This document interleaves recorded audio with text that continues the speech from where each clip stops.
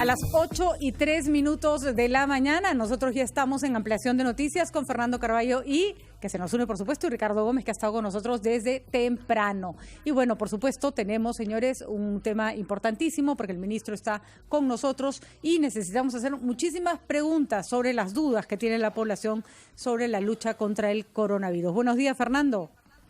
Patricia, buenos días. Fernando? Ricardo, buenos días también. Efectivamente es importante hablar con el ministro de Salud porque se hacen muchas especulaciones, se dicen muchas cosas inexactas y no hay nada mejor que gobernar con la verdad y con los hechos precisos, sobre todo porque todos vivimos a la espera de que se confirme o no el próximo lunes el fin de la cuarentena, lo que depende de consideraciones médicas, que nadie mejor que el ministro de Salud para explicarlas. Así es, y que hoy cumple un mes en el cargo, probablemente el mes más difícil de su vida. ¿Cómo está, ministro? Gracias por estar con nosotros. ¿Qué tal? Muy buenos días a ustedes y a todos nuestros compatriotas. Entendemos que se están haciendo, justo lo conversábamos con el ministro de Transportes más temprano, se toman decisiones y a veces se tiene que corregirlas porque no necesariamente dan el resultado esperado, porque el tema es cambiante y nosotros queríamos preguntarle sobre ya nos dijeron y con claridad que la enfermedad o el coronavirus no va a descender en estas semanas. Se calcula que entre el 23 y el 26 de abril va a ser el pico de la enfermedad. ¿Qué quiere decir eso? ¿A qué se refiere esta proyección del Ministerio de Salud? Mire, nosotros hemos venido analizando día a día con la data que podemos recoger, tanto de los pacientes infectados, la hospitalización, cómo se comporta nuestro sistema, y con esos datos hacemos proyecciones. Por supuesto. ¿No? Decimos, bueno, como nos ha venido sucediendo esto, es probable que nos suceda hacia adelante esto otro. Para ser específicos, no son adivinos, ¿no es cierto? No, para nada. Ustedes hacen una proyección que casi todos los casos en otros países se ha cumplido, además, ¿no es cierto? Bueno, no somos adivinos, ciertamente, pero trabajamos con pocos datos, porque estamos conociendo este virus, ¿no? Recuerda que al inicio decíamos la mascarilla es solamente para aquellos que tienen la enfermedad y aquellos que están cuidando enfermos. Bueno, resulta que hoy día todos usamos mascarilla porque cambió el conocimiento. Así es. Si en algo tan sencillo como la mascarilla hemos cambiado nuestra orientación, en todo el resto, que es mucho más complejo, también ha sido ajustes y desajustes, cambios de timón al día y con la información que venía. El mayor de los cambios, por ejemplo, en este mes ha sido y está siendo el enfoque de cómo se tratan a los pacientes, ¿no? Ahora se habla ya de uso de antiinflamatorios, de que antes, al inicio de la enfermedad, decían, no, justamente porque están inmunocomprometidos, no hay que usar antiinflamatorios, y ahora el enfoque va cambiando en todas las áreas. Entonces es a su vez retador para la ciencia médica, para los profesionales de la gestión sanitaria, pero también para todos nosotros. Suena extraño que si ustedes han planteado o han proyectado que entre el 23 y el 26 va a haber un pico de casos, el 27 salgamos a la calle. No. No, el presidente ha sido claro en el sentido de que el día 27 no es que todos vamos a ir a la calle, vamos a entrar a una cuarentena distinta. ¿En qué sentido? Tenemos un impacto muy serio en la economía y tenemos que recuperar algunos de los motores de la economía. Recuperarlos significa ponerlos en marcha con mucho cuidado de que ponerlos en marcha no significa un retroceso o que aumenten los casos. Eso es una operación compleja. Digamos, ¿cómo se recupera, cómo se pone en marcha la minería, la pesquería, la construcción y al mismo tiempo se protege la salud? Tenemos que entrar a una nueva etapa. El presidente ha sido también muy enfático en decir, los colegios no van por lo menos 2 o 3 meses en que volveremos a evaluar si es posible entrar al tema de los colegios. La gente está desesperada. Ministro, una primera evaluación que se hizo, el ministro de Defensa lo compartía la semana pasada, jueves, viernes me parece, de pronto nos decía que una de las primeras actividades a retomarse sería la de permitir la operación de los restaurantes, pero para entrega a domicilio. ¿Usted tiene alguna proyección o estimación de qué actividades podrían ir permitiéndose a partir del lunes 27, si es que no cambian las cosas? Bueno, hay 2 criterios que se están usando a nivel mundial y también nosotros lo estamos incorporando. 2. Si nosotros sabemos que el virus es altamente contagioso y va a continuar siendo altamente contagioso, nada ha cambiado en el virus y tampoco tenemos una vacuna, la regla de oro es mantener la distancia. Entonces, todas las actividades que se quieran reiniciar tienen que tener como regla de oro mantener la distancia. Si el restaurante se abre, tendrá que ver el mecanismo para que las distancias se mantengan entre consumidor y consumidor. Ese es número uno. Pero si la industria requiere que las personas se contacten, digamos, en un hospital mantener la distancia a veces es extremadamente complicado. Lo que uno tiene que asegurar es de que los que trabajan ahí no se van a contagiar o no son contagiosos. Entonces deben tener alguna prueba de que no tienen el virus. No están... Las personas en general, quería hacerle esta pregunta antes de de dejarle pase a Fernando, que están desesperadas por salir de casa. Es normal. El confinamiento es duro, no estamos acostumbrados a estar, estamos acostumbrados a los toques de queda, a de pronto estar en casa tiempos más cortos. Con lo que usted nos está informando, entonces, si el 27 arrancan las actividades esenciales para activar la economía, las personas van a tener que seguir acostumbrándose a quedarse en casa. Bueno, como vuelvo a repetir, no es todas las medidas para todos. De acuerdo. ¿No? Tenemos que ir implementándola de manera progresiva. Tercero, tiene que ser con mucho cuidado. Cuarto, las industrias que tienen que salir tienen que tener protocolos claramente establecidos cómo van a evitar que el virus los contagie por la razón de su trabajo. A niños, madres de familia, personas que necesitan salir a correr, a hacer deporte, que se están desesperando. Entendemos que un gimnasio no va a abrir de ninguna manera, pero ¿qué pasa con las personas comunes y corrientes que están en su casa en este momento? Claro, tenemos un grupo trabajando los temas sociales, afectivos, porque efectivamente llega un momento en que el solo hecho del aislamiento completo empieza a tener efectos sobre la salud mental. Así es. Entonces hay incluso física, porque a uno le bajan las defensas del puro estrés, ¿no? Y por la reducción de la actividad física empieza el sobrepeso. Así es. En algunos casos, la ansiedad lleva al aumento de la alimentación. Estoy hablando de aquellos que tienen acceso a alimentos. Por supuesto. En otros que lamentablemente la pérdida del trabajo y el aislamiento está deteriorando más bien su nutrición. Así es. Entonces, cada caso tiene que ser tratado de manera diferente, no solamente de los aspectos puramente sanitarios, también en cada región. O sea, ¿cómo mantienes a las personas confinadas en casas en Loreto? Muy pequeñas. ¿No es cierto? O en zonas precarias, ¿no? Es muy complicado, muy difícil, pero no imposible, ¿no? Ciertamente ahí entran a jugar un rol muy importante los municipios, los gobiernos regionales, la sociedad civil, ¿no? Que actualmente esta sociedad civil ha estado también inmovilizada, pero creo que juega un rol ahora fundamental para retomar parte de la vida normal que teníamos antes. Fernando. Sí, gracias Patricia. Buenos días, ministro Zamora. Yo quería hacerme el portavoz de algunas críticas que se han escuchado en el espacio público, aparte de las cuales usted ha respondido ya, pero sería bueno que disipe todas las dudas que pueden subsistir. En primer lugar, sobre el hospital de Ate y el estado de algunos de los ventiladores ahí. Por otra parte, las críticas formuladas por el doctor Maguiña, que creo que trabaja por lo demás con usted en una de las comisiones que se han creado, y también una interrogación respecto al estado de las cifras, porque se nos ha dicho que en los próximos días u horas se decidirá si la cuarentena se levanta o no el lunes próximo, tal y como estaba previsto. Fernando, bueno, son varios temas, ¿no?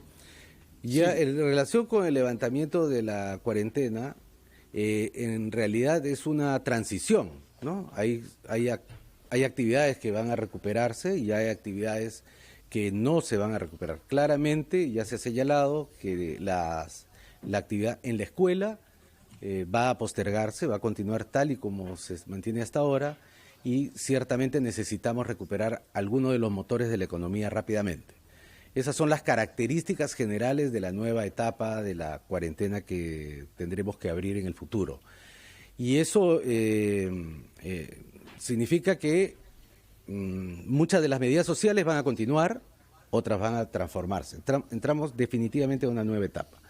En relación con los cuestionamientos que se hace sobre el hospital de ATE, mire, el montar un hospital en tan poco tiempo no está exento de riesgos, de demoras, de problemas con los recursos humanos y con los equipos. Empiezo por los equipos, que es uno de los temas que tú has tocado.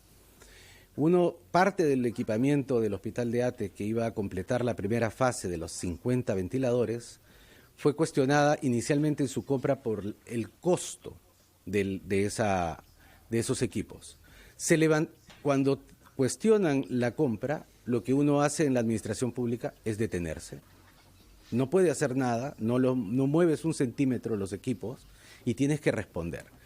Respondimos en una primera instancia la razón por la cual el costo que se había pagado era el que salió en el reportaje.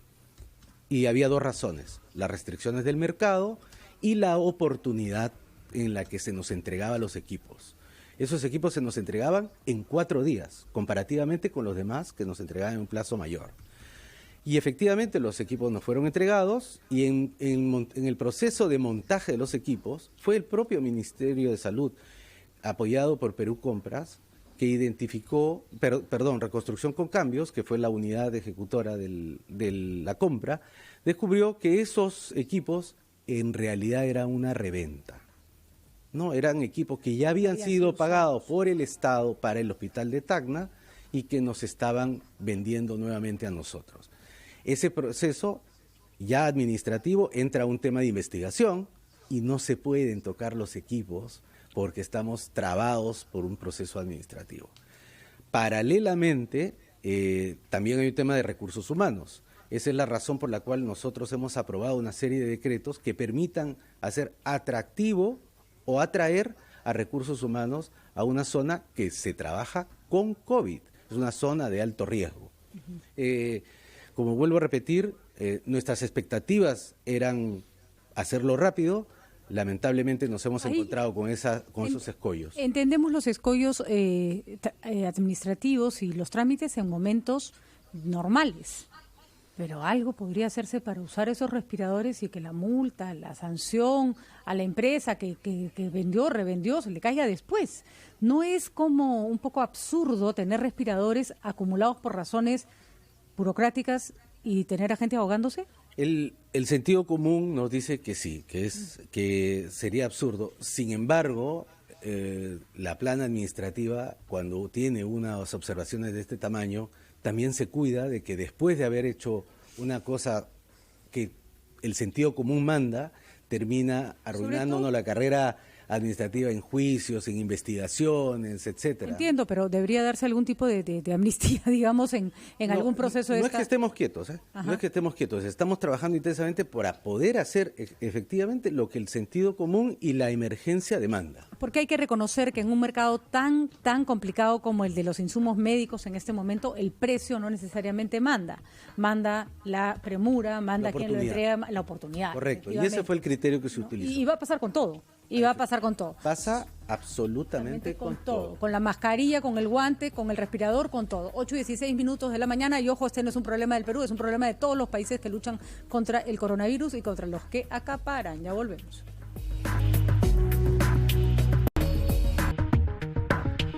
8:19 conversando con el ministro Víctor Zamora, que cumple un mes en el cargo y que, claro, le ha tocado una tarea complicadísima a Ricardo Fernando, que es luchar contra esta pandemia, que hay que decirlo, ha puesto en jaque incluso no solo a los países de desarrollo medio como nosotros, sino a los países más desarrollados del mundo. Ricardo. Sí, ahora el tema, ministro, de nuestro sistema de salud público, que era precario y que estábamos buscando mejorarlo, era precisamente el reto en esta situación de pandemia, evitar que se desborde, que colapse. Y se nos ha informado, felizmente, de alguna manera, que lo que se requieren son camas hospitalarias normales, no las de emergencia. Eso es lo que se nos ha dicho la semana pasada, terminando la semana pasada. Que todavía no desbordamos o no llegamos al límite de nuestras camas de unidad de cuidados intensivos, son las camas UCI que usan respiradores artificiales. Pero la pregunta, doctor, es que si en realidad tenemos o cuántas camas tenemos en UCIs y cuántos respiradores artificiales tenemos, es decir, si esas camas están completas y cómo están distribuidas, porque es cierto que en Lima tenemos la mayor cantidad de casos, pero también la zona norte de nuestro país está complicada y no sabemos si las camas UCIs están distribuidas de acuerdo a donde se les requiere en estos momentos. Gracias por la pregunta, Ricardo. Y Patricia, efectivamente cumplo el día de hoy un mes y creo que puedo dar, si me permites un segundo, y para cubrir también la pregunta de Ricardo, ¿qué hemos hecho en este mes? ¿No? Una suerte de balance que la ciudadanía se merece, porque además soy un funcionario público que tiene que rendir cuentas de sus hechos, ¿no? Nosotros tenemos una línea que se llama la línea del paciente, que empieza desde su comportamiento social hasta que llega a una cama de UCI si es que es necesario. En cada uno de esos puntos nosotros hemos hecho avances sustantivos, tenemos retos todavía, pero creo que hemos avanzado. En primer lugar, era la famosa crítica para la defensa, para la autodefensa. Hemos ya comprado 10 millones de mascarillas reutilizables para ser entregadas a las poblaciones más vulnerables. Esta entrega debe empezar esta semana, algo que no teníamos antes o no había sido considerado. Lo segundo, la línea 113 ha mejorado sustantivamente. Antes solamente soportaba el ingreso de 1.000 llamadas y hoy día la nueva plataforma permite el ingreso de 80.000 llamadas diarias. Esto no ha sido acompañado, y ese es uno de los retos, de una respuesta rápida por parte de los equipos. Cuando tiene 20.000 llamadas, tienes que asistir a 20.000 personas eventualmente, o 30.000 personas después de la llamada, ir a su casa y tomarle una prueba. En eso estamos trabajando intensamente ahora para aumentar nuestra capacidad de respuesta rápida. Porque hay muchas personas que nos llaman, ministro, diciéndonos: tengo un paciente con coronavirus, tengo un familiar con coronavirus, y no nos atienden y no vienen. Y no vienen, correcto. Efectivamente, antes era y no nos contestan en el teléfono. Ahora contestan en el teléfono, reciben cierta orientación, pero están desbordados por el lado de cuánta gente podemos asistir en una ciudad que está paralizada, ¿no?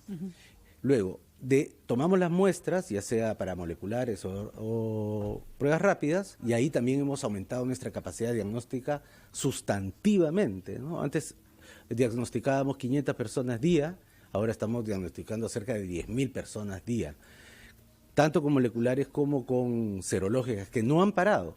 Todas han incrementado su producción, y además tenemos casi 11 laboratorios que están trabajando a nivel nacional, y pensamos que eso se puede duplicar en el próximo mes, especialmente en las regiones. Para ir específicamente a la parte de las UCIs, cuando empezó este proceso teníamos 100 camas UCI. Hoy día tenemos 504 camas UCI. El día de ayer se hizo una crítica que yo consideré irresponsable, que solamente teníamos 100 camas. Es imposible que nosotros afirmemos que solamente tenemos 100 camas, cuando hoy, el día de hoy, tenemos más de 300 pacientes ya en las unidades de cuidados intensivos del país. Sin embargo, el otro día el diario El Comercio... 300, sí, la cifra oficial es 160 y tantas. La cifra oficial se modifica todos los días, Ricardo. Yo lo que te estoy diciendo es, durante el día de ayer hasta el día de hoy, va a modificarse muy rápidamente. Pero es el doble casi. No olvides que estamos en la fase más aguda, ¿no? Sí, entonces la cantidad de casos va a aumentar. Eso ya lo habíamos previsto, habíamos anunciado que en estas 2 semanas, como ustedes lo pueden observar, ustedes reciben llamadas de que la atención en los servicios públicos y privados ha aumentado sustantivamente. Por eso se llama epidemia, porque hay un aumento grande de casos y que pone en estrés a los servicios de salud. No estamos en tiempos normales. Sin embargo, el diario El Comercio señalaba el otro día en un informe importante que había cierta falta de transparencia, no que estaban ocultando información, sino que simplemente, porque nadie asume que el gobierno está mintiendo, sino que dosifican la información, supongo, de acuerdo también con la necesidad de informar certeramente al público lo que ocurre. Pero, sin embargo, El Comercio señalaba que habían pedido un informe sobre dónde estaban esas 500 camas, distribuidas de qué manera, y que no había una respuesta del Ministerio de Salud. Claro, podemos decir, tenemos 500 camas, ¿dónde? ¿En qué parte? Hay 2 en Loreto, hay 13 en Piura, ¿cómo están divididas? Claro. ¿No? Y puede ser que la sospecha esté presente, un país donde difícilmente mostramos los datos. Sin embargo, este no es el caso nuestro. El caso nuestro hemos mostrado todos los datos, pero los queremos mostrar de manera tal que sean datos firmes, datos corroborados en la realidad. ¿Y cómo se han distribuido las camas UCI? ¿Por proporción poblacional? No, ¿O por cantidad de casos de coronavirus detectados? Mira, esos son dos criterios. Sin embargo, hay un tercero. O sea, inicialmente era cuántos casos tenemos en cada región, cuánta población hay en cada región, pero sin embargo el comportamiento de la epidemia en cierto momento adquiere una velocidad que nos puede ganar a los que planificamos. Y eso fue el caso de Tumbes. El caso de Tumbes tenía 4, si mal no recuerdo, unidades de cuidados intensivos. Tuvimos que apoyarlos con 7 adicionales para aumentar sus casos. ¿Por qué? Porque hubo una gran migración de personas viniendo de Ecuador, ¿no? Contagiado, efectivamente. Para nosotros, en términos epidemiológicos, Tumbes en ese momento era considerado una extensión de la epidemia de Ecuador. Pero por eso tuvimos que duplicar. En Iquitos, la epidemia apareció en 4 lugares distintos. En Yurimaguas, en el mismo Iquitos, en las riberas de un río. Y dentro del personal de salud. Entonces, eso tuvo que modificar los planes. Los planes no ¿cómo se puede decir? No les seguimos en el papel, los seguimos en la realidad. Ahora, tratemos de aterrizar un poco el asunto sobre las personas que nos llaman y se les hace la prueba de coronavirus o se demoran en hacer la prueba de coronavirus y luego de pronto no reciben atención. Es natural que toda persona quiera ingresar a un centro hospitalario, pero no es conveniente. No todos los casos de coronavirus se tienen que tratar dentro de un hospital. Muchísima gente sana, joven, que va a pasar el coronavirus en su casa, lo puede resistir con tratamiento en su casa. ¿Qué le diría usted a una persona que ha sido diagnosticada con coronavirus, que se siente mal, pero que en este momento no va a ser probablemente atendida porque no es prioridad, suponemos que hacen una suerte de triaje en el sistema de salud? Bueno, efectivamente, lo que nosotros queremos es que toda persona reciba tratamiento oportunamente, ya sea en su casa, ya sea cuando está hospitalizada y sea oportunamente transferida a una unidad de cuidados intensivos. Y queremos evitar que lleguen a las unidades de cuidados intensivos. Para lograr ese objetivo, tenemos que fortalecer la hospitalización temprana. Por eso estamos expandiendo rápidamente nuestra capacidad de hospitalización, usando la Villa Panamericana, ampliando las salas del Hospital 2 de Mayo, Villa El Salvador y otras, y además los equipos de respuesta rápida. La semana pasada ya tomamos una decisión y estamos en pleno proceso de implementación, que en todos los profesionales que salieron de los servicios por su condición de mayor de edad o que tenían una comorbilidad, pero son profesionales de la salud, puedan hacer el seguimiento telefónico de cada uno de los pacientes que llama al 113.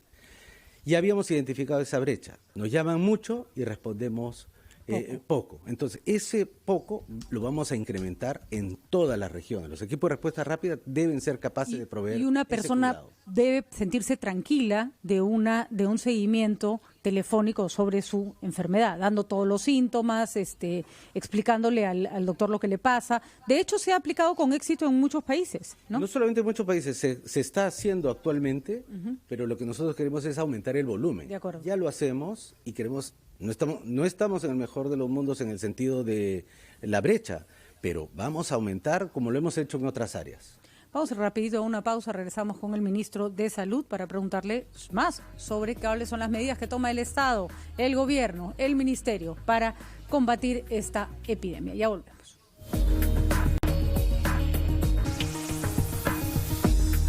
Son las 8:34 y estamos entrevistando al ministro de Salud, doctor Víctor Salas Mora, a quien quería preguntarle algo concreto, doctor, pese a que, como habían dicho Patricia, usted ha venido para dar una explicación sobre las políticas públicas en general que se están aplicando. Hay cosas que, sin embargo, conmocionan, como ha sido el caso de la muerte del ex congresista Glider Uñagua. Usted dijo el sábado que había pedido un informe preliminar rápido. Queremos saber si dispone ya de alguna información sobre lo que sucedió con el señor Uñagua. Gracias por la pregunta, porque me permite nuevamente dar mis condolencias al excongresista y también a todos aquellos que han tenido una pérdida en este proceso. Ya tengo el reporte, obviamente por obvias razones no puedo compartir sus conclusiones porque todavía falta un par de aspectos. El reporte preliminar ciertamente señala algunos problemas en la organización de los servicios en Ucayali, en donde no se aplicaron adecuadamente algunos protocolos. Este evento, así como los otros que yo he ordenado realizar en otras circunstancias, nos permiten mejorar los servicios que estamos brindando, ¿no? Este insumo lo usa el Comando COVID, que fue creado también durante esta gestión. Ya tenemos 21 comandos COVID en todo el país, instalados y trabajando, y que han logrado revertir la situación en algunos casos de desorganización de los servicios y apurar el paso frente a la epidemia. Lo del congresista, lo del ex congresista en Ucayali nos ha abierto los ojos en cómo se puede mejorar los servicios en el caso de Ucayali. Usted nos ha dicho, por otra parte, si me permites brevemente, Patricia, que se están practicando 10.000 pruebas cada día. Queríamos saber cuántas de esas son pruebas rápidas, serológicas, y cuántas son pruebas moleculares. En este momento son una tercera parte de ellas son moleculares y 2/3 partes son serológicas. Esto es debido a que justamente las pruebas rápidas son mucho más fáciles de operar en el campo. Cada una de ellas demora 15 minutos en su ejecución, en salir el resultado, y aproximadamente entre 30 y 40 minutos en realizar todo el llenado de las fichas y la investigación epidemiológica. En cambio, las pruebas moleculares son un proceso más complejo de toma de la muestra, de transporte de la misma y procesamiento.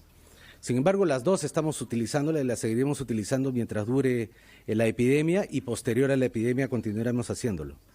Pero, ministro, ¿se puede mezclar para las estadísticas, la elaboración de curvas, se puede mezclar en un solo número los resultados de las pruebas serológicas, las pruebas rápidas y las pruebas moleculares? Porque algunos están cuestionando precisamente esa técnica, si son complementarias, pero no son lo mismo y sirven para distintos fines. ¿Cómo es que para contar el número de casos y hacer proyecciones mezclamos el número de ambas? Y otra, ayer salió en programa dominical un programa de investigación que habíamos tenido en efecto, presentaron documentos, no sé si usted lo puede confirmar, desmentir o iniciar una investigación, que daban cuenta de una oferta de una empresa surcoreana de pruebas moleculares y que fueron desestimadas por el Ministerio de Salud o el Estado peruano en su conjunto, y que se procedió más bien a hacer una compra por un precio mayor a una empresa que recién va a colocar las pruebas moleculares en el Perú en junio próximo. ¿Es esto cierto, ministro? Y lo primero también, por favor, si podemos aclararlo. Gracias nuevamente por la pregunta. En relación con el manejo de los datos, en general, como ustedes saben, nosotros en el Ministerio de Salud hemos conformado varios grupos de trabajo con expertos de distintas áreas.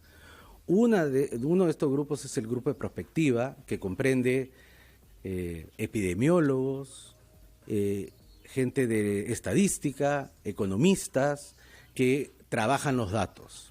Y lo trabajan no solamente dentro del Ministerio, sino en interacción con muchos epidemiólogos, estadísticos y economistas fuera del Ministerio de Salud. El trabajo de los datos el análisis de los datos va a llevar a distintas opiniones. Es bueno trabajar en equipo para que esas opiniones finalmente lleguen a consenso, a un solo entendimiento. Sí. Yo respeto todas las opiniones, sin embargo, creo que es mejor trabajar en equipo. Para eso tenemos un equipo que modula, que evalúa si es posible o no juntar las dos pruebas y si estos dos resultados, cuando se juntan, qué cuidados deben tener en su análisis. Ricardo, pierde cuidado, esto es un trabajo altamente profesional, no exento de errores propios del trabajo de datos como estas características, pero estamos abiertos a que mucha más gente se pueda incorporar. En segundo lugar, pruebas, doctor? ¿Perdóname? ¿Y lo de las pruebas? En relación con las pruebas, me permite invitar a nosotros, a los colegas de las comunicaciones. Yo creo que deberían ser mucho más exhaustivos en investigar todos los ángulos del dato. ¿no? Ayer se nos criticaba por las pruebas moleculares que no tenían una certificación de China, y efectivamente en el momento de la compra no la tenían, y no era requisito, según la legislación peruana, que tenga esa certificación, que además apareció como 2 meses, como un mes o mes y medio después de realizado el contrato. Y es una regulación china, no es una regulación peruana. Pero las conclusiones a las que arribaron en el reporte de prensa fue que nosotros prácticamente habíamos violado la norma y habíamos hecho una compra y eso no es cierto. Bueno, pero la preocupación más allá de la norma o la no norma es que si la prueba sea buena, ¿no? Pero por supuesto, de acuerdo. Esa es la preocupación central. Y esas pruebas en la legislación peruana tienen que seguir los estándares de la Unión Europea. Ese fue uno de los requisitos que se puso en el momento de la compra. ¿Qué hacemos con el norte, ministro? El número de muertes es muchísimo más alto en el porcentaje de muertes es muchísimo más alto en los departamentos del norte que, por ejemplo, en Lima. Claramente no están funcionando las medidas que se han tomado. Y claramente, además, el sistema de salud ahí se va a ver más rebasado que en otros lugares del Perú. Hay un plan nuevo porque poner la cuarentena más temprano tampoco ha dado resultado, ¿no? Mire, en el caso del norte del país, a diferencia del sur del país, tenemos varios países ahora, ¿no? En términos de epidemiología. En el norte del país, efectivamente, lo que ya notábamos en los reportajes, incluso periodísticos, de que en el norte no se cumplía la regla social, el grado de contaminación de aquel momento está tomando cuerpo hoy. De acuerdo. Porque el virus tiene un tiempo en que se replica en el ser humano. Entre 5 y 10 días está creciendo y luego vienen las manifestaciones. Todo lo que vemos hoy día es algo que pasó hace como una semana aproximadamente, ¿no? Efectivamente, las medidas sociales que no fueron implementadas en su totalidad en el norte del país están cobrando su precio ahora en el impacto que se tiene en los servicios de salud. Esa es la razón por la cual te ponía el ejemplo de Tumbes. De 4 le tuvimos que poner 7 ventiladores adicionales. En Loreto pasa lo mismo, en Piura, en Lambayeque. Estamos ciertamente movilizando todo lo que podemos movilizar a esa zona. ¿Es válido la queja de los doctores, médicos, enfermeras de que no están recibiendo necesariamente el equipo apropiado? Se ha hablado, por ejemplo, de mascarillas que no cumplen con las condiciones para el aislamiento que necesitan del virus. ¿Han logrado en este momento satisfacer o cumplir con los requisitos de proteger a todo el personal de salud y a todo el personal que se viera involucrado en recoger, por ejemplo, un cuerpo de una persona que murió de coronavirus en su casa? Mire, solamente en este mes hemos hecho una compra por 41 millones de unidades de protección personal para todo el país. De acuerdo, pero ya sabemos que en nuestro país la compra no equivale a que llegue a su destino, bueno, ¿no? Además, hemos hecho otra compra equivalente en este momento por 61 millones más para el futuro. Efectivamente, los problemas logísticos que ya he explicado acá de mercado, de distribución, etcétera, han hecho que en algunos casos haya desabastecimiento. Sin embargo, hay otras explicaciones, Patricia. Hay 4 en realidad. Una, el mercado, ya expliqué eso. El segundo es la gestión. Uno envía el equipo, o sea, puede enviarlo, y hay que distribuirlo dentro del hospital.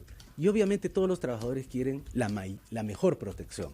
Y las mascarillas no pueden ser usadas, las mismas mascarillas que se usa para atender a los pacientes no puede ser usada para vigilar el hospital, ¿cierto? La N95, que es la más preciada, el más preciado de todos los productos. Entonces a veces uno va a los hospitales y encuentra al vigilante, al administrativo con la N95. Esa es una mala gestión. Y entonces estamos haciendo capacitaciones para... La tercera es el mal uso, cuando uno usa o sobreusa el equipo. Y este es bien importante para mis colegas, se lo digo, que en nivel internacional y nacional, el momento en que uno se quita el equipo es el momento más riesgoso, es el momento de mayor infección. Así que hay que tomar extraordinarios cuidados para cuando se quite el equipo. Y el cuarto, no menos importante, es el robo sistemático. Nosotros como gestión ya hemos hecho como 5 denuncias de personas que están robándose los equipos, como se estaban robando las pruebas rápidas, ¿no? Y lamentablemente es una práctica que queremos erradicar, pero con la participación de mis colegas del equipo de salud. Ellos están conformando los equipos de gestión de los equipos de protección personal. No quiero decir con esto que no haya fallas, no quiero que me malinterpreten, no estamos diciendo que todos están abastecidos. Estamos haciendo los esfuerzos, estamos cumpliendo en la ¿Tienen un porcentaje de personas que todavía no están abastecidas o de regiones que están menos abastecidas? ¿Tienen eso mapeado? Mira, en realidad es muy dinámico. ¿Por qué? Porque uno puede estar abastecido hoy y de pronto mañana aumentan el número de casos muy rápidamente y te quedas desabastecido en el corto plazo. 100 muertos en 48 horas. ¿Cuál es la proyección para los próximos días? No voy a hacer esa proyección, Patricia, discúlpame, porque si digo un número más, un número menos, se podría criticar que estoy siendo poco transparente o errado en los cálculos. Y no quiero hacerlo, ¿por qué? Porque este fenómeno es extraordinariamente dinámico, es muy cambiante. Entonces nosotros, mira, mi oficina prácticamente trabaja 24/7. Los equipos allí están en distintas áreas que ustedes preguntan. En el área epidemiológica, los equipos de protección personal, los laboratorios, los equipos de respuesta rápida, las llamadas telefónicas, las ambulancias, las camas de UCI, todo el tiempo están siendo monitorizadas y todo el día y todos los días las cifras cambian. Pregunta rapidita porque nos tenemos que ir. ¿Es riesgoso que las personas que quieren regresar a sus regiones válidamente, que lo quieren hacer porque se han quedado varadas dentro del Perú, lo hagan? Moverse hoy en plena epidemia es un riesgo.